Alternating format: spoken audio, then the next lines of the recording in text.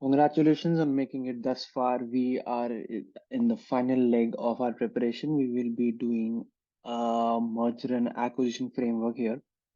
So most of the people that I have met during my preparation or when I have talked to seniors, I came to know that M&A is one of the framework with which not a lot of people are well versed with. However, during a lot of the initial conversations with the buddies of certain consulting companies, there have been cases of M&A. So good to know what goes inside an M&A framework. However, you can approach an M&A case in whichever fashion or whichever way you want to, because in an M&A there are a lot of things. There is a consulting aspect to it. There is a financial aspect to it. So just pick whichever suits you the best. So we will start with the M&A. While analyzing M&A, we will be looking at three major verticals here. So we will be looking at the planning stage, we will be looking at the execution stage, and we will be looking at the post merger and acquisition dynamics of the company. Right. So in the planning stage, we will be looking at financial and non-financial aspects of the company. In the non-financial aspects, we have the process and we have the culture fit.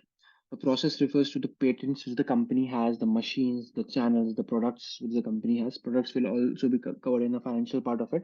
But when we are looking at the processes, if there is going to be any synergy, so synergy is the word which you will be using in your M&A case preparation. So if there is a patent which can be used for the company which is willing to acquire another company, if there is a certain machinery, machine benefits, for example, if there is a very big packing facility or a very big design R&D center which can be leveraged between both the companies, and that is going to give you a very high operational synergy there. Channels refers to the sales and marketing efforts. So, for example, if Mahindra wants to enter Sri Lanka with its cars, it can enter organically by developing its own distribution network, or it can very well tap onto a network of, say, a two-wheeler company which is already operating in that segment. So, if Mahindra acquires that company, that would be a case of an M&A, and channel is going to be something that will give you a lot of process synergy. Culture fit, if you talk about it, we will be getting brownie points. So if a Japanese company is willing to acquire a US based company or vice versa, there is going to be a lot of things which the managers will have to take into, because the culture of how people in these two companies operate is very different. Even in India, if you talk about a company which is operating into, say, a tech domain, and it goes on to acquire a company, a startup, which is a very new age startup versus a tech company, which is a very mature company, then when we talk about mixing the culture of these two, that might not be the best thing to go forward. You will have to look at what the culture of these two companies are. In the financial aspect of it, we have the revenue and the cost. Cost is something that we talked about in the value chain analysis of the profitability framework. In the revenue, we will be talking about the markets and the products. So we have operational OPEX synergies, operating expenditure synergies, and we have revenue synergies. So when we are talking about revenue synergies, if we are able to use the already existing customer base of a company and sell some more products to those customers, then we are talking about a revenue synergy. Or if we the example that we talked about Mahindra entering Sri Lanka, then geography is something where synergy would be realized. So again, that is a market based revenue synergy. Portfolio.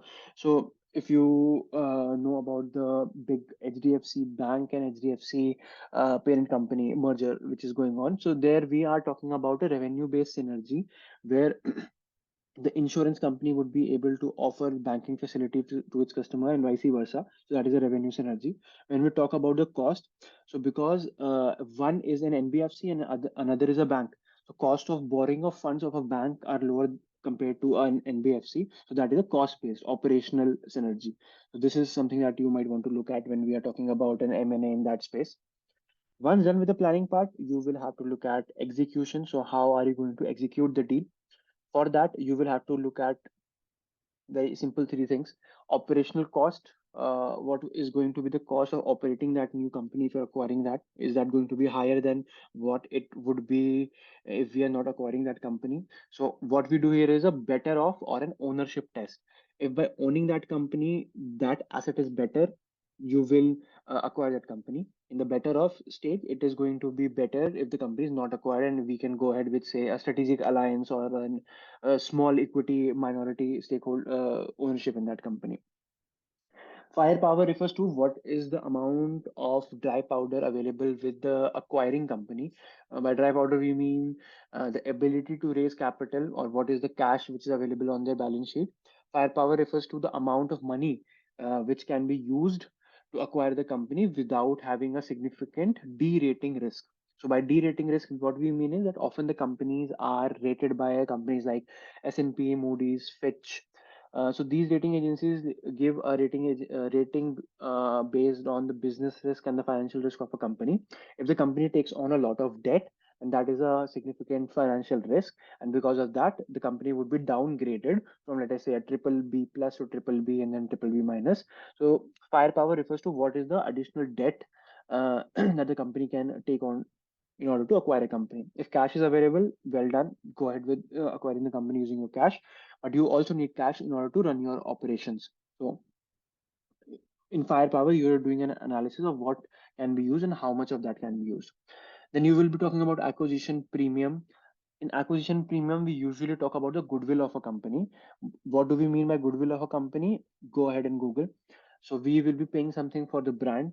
We will be paying something for the brand value which the company has earned across years, and there is going to be a book value of that goodwill which will be resting in the balance sheet of the company.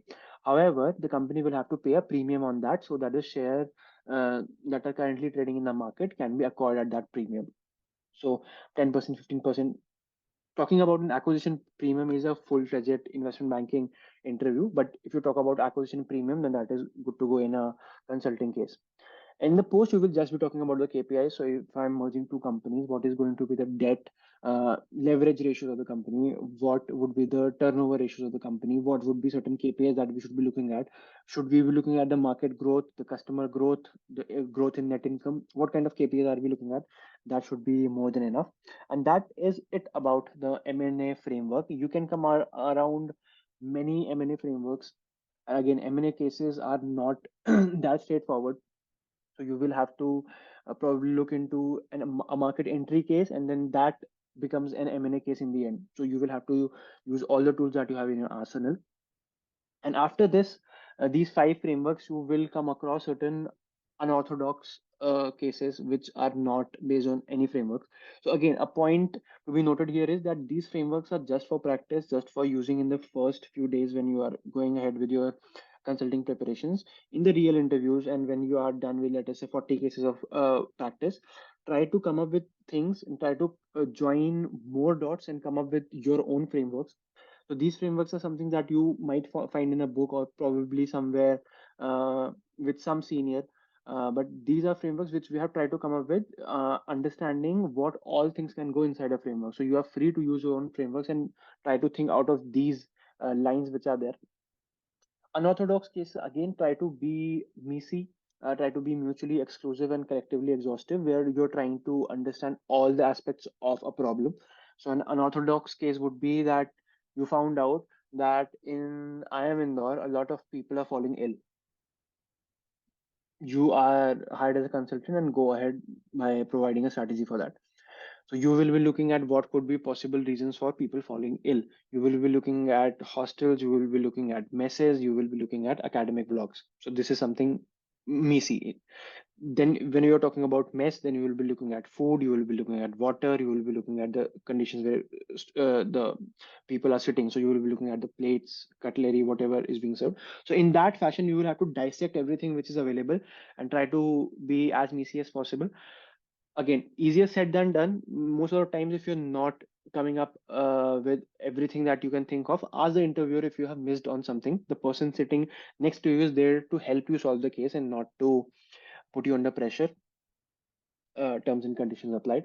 So with that, we have covered all the five frameworks, and feel free to reach out any senior.